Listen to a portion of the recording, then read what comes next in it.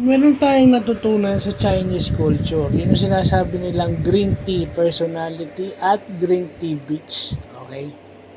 Yung green tea personality muna, yun daw yung mabait. Basta mabait, anything positive, ah, down to earth, or humble na babae o tao. Yun. Yun yung sinasabing green tea personality. Pero pag sinabi mo namang green tea beach, yun yung makikita mo sa kanya yung green tea, yung maganda, mabait, down to earth, humble, ganyan. Pero may hidden agenda, no? May hidden agenda pala, yung kaya pala dumidikit sa mga tao para o lalo na sa mayayaman para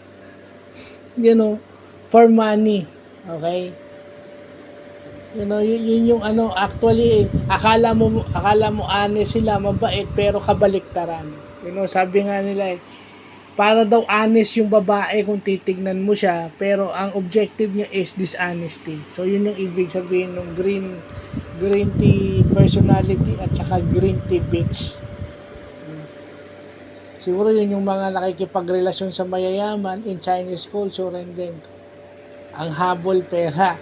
Paano ko nalaman yan? May nakita akong interview kaya hesitant pala si Barbie. Si Barbie siya na natanggapin yung role ni Sanchay dahil si Sanchay daw is nung nabasa niya yung script, para daw green tea person itong si Sanchay, pero ang sabi ni Barbie ron, ginawa niya ng paraan para hindi magalit yung audience kay Sanchay. So sipin nyo kung gaano siya kagaling na actress.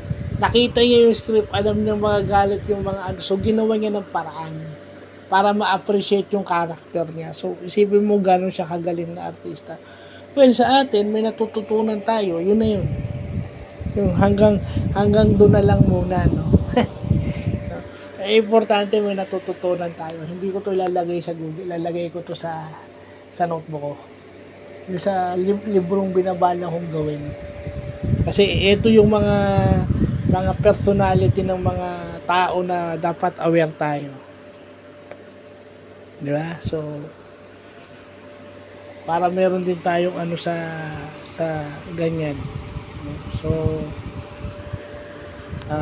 yun lang po.